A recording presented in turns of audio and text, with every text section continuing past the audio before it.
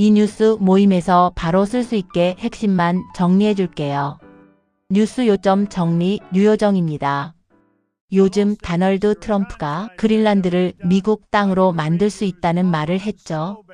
이게 무슨 말인지, 왜 이런 말이 나왔는지, 그리고 가능한 얘기인지까지 세 나라 입장으로 정리해 볼게요. 먼저 그린란드입니다. 그린란드는 법적으로는 덴마크 영토지만 그린란드 사람들은 자신을 덴마크인이라고 생각하지 않습니다. 언어도 다르고 문화도 다르고 이누이트라는 분명한 정체성이 있어요. 그래서 그린란드 사람들 생각은 이렇습니다. 우리는 우리 땅인데 아직 독립을 못했을 뿐이다. 다음은 덴마크입니다. 덴마크는 왜 그린란드를 자기 영토라고 하느냐면 1700년대 유럽 국가들이 북극으로 진출하던 시절 먼저 들어가 관리했기 때문입니다. 그 당시에는 현지 주민 의견이 거의 반영되지 않았고 그 상태가 지금까지 이어진 겁니다. 이제 미국입니다. 미국이 왜 그린란드에 관심을 갖느냐면 가장 먼저 안보 이유가 있습니다.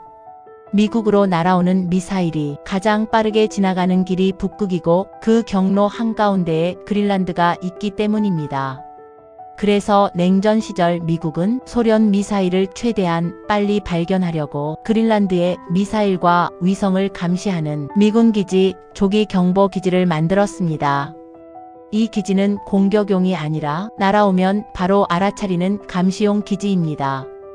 그런데 여기에 두 가지가 더 겹칩니다. 첫째, 그린란드에는 세계 8위 규모로 추정되는 해토류와 핵심 광물 자원이 있습니다. 이 광물들은 스마트폰, 반도체, 전기차 같은 첨단 산업에 꼭 필요한 재료들입니다. 기후변화로 빙하가 녹으면서 이 자원들에 대한 접근성도 점점 높아지고 있습니다. 둘째, 빙하가 녹으면서 북극 항로, 즉 새 바닷길이 열릴 가능성이 커지고 있습니다. 예전에는 북극 바다가 1년 내내 얼어 있어서 배가 다닐 수 없었습니다.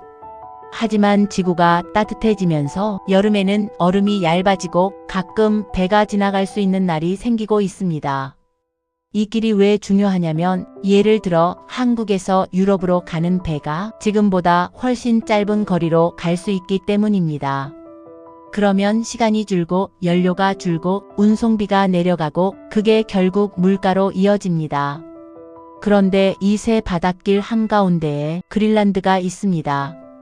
그래서 미국 입장에서는 미사일 감시가 필요하고 이미 미군 기지도 있고 광물 자원도 풍부하고 게다가 새로 열리는 북극 항로의 중심에 있는 그린란드를 욕심내지 않을 이유가 없는 겁니다. 그래서 미국은 그린란드를 자기네 영토로 만들 수 있다고 생각하게 되는데 여기에는 미국 특유의 논리가 있습니다.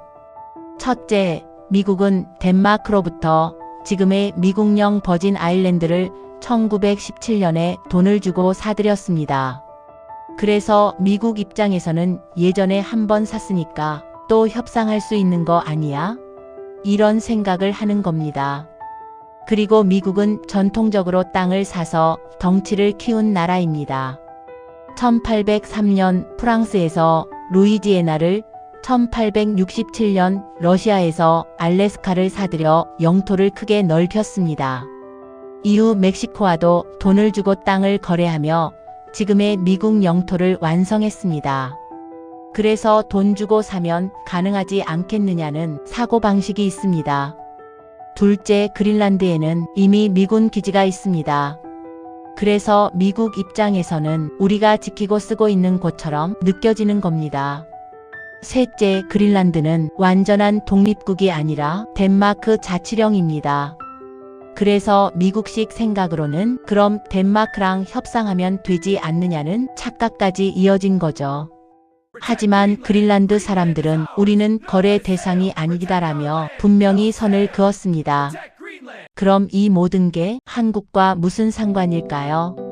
한국은 자원은 거의 없고 이런 첨단 산업 재료를 수입해서 제품을 만들어 수출하는 나라입니다. 그리고 배로 먹고 삽니다. 그래서 광물 공급이 흔들리거나 바닷길이 바뀌면 운송비, 물가, 경제가 바로 영향을 받습니다. 그래서 이 뉴스는 먼 나라 이야기 같아 보여도 결국 우리 생활과 직접 연결된 이야기입니다. 뉴스 요점 정리, 뉴요정 다음 뉴스로 다시 찾아뵙겠습니다.